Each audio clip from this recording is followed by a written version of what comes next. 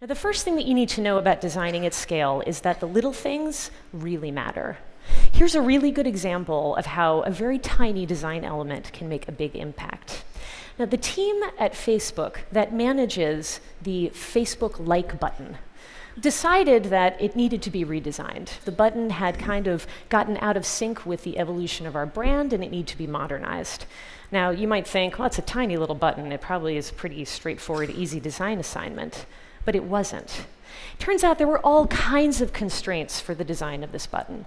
You had to work within specific height and width parameters. You had to be careful to make it work in a bunch of different languages, and be careful about using fancy gradients or borders because it has to degrade gracefully in old web browsers.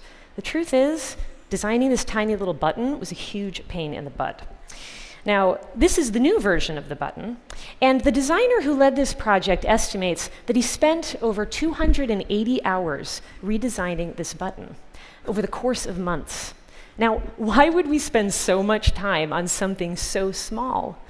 It's because when you're designing at scale, there's no such thing as a small detail. This innocent little button is seen on average 22 billion times a day, and on over 7.5 million websites.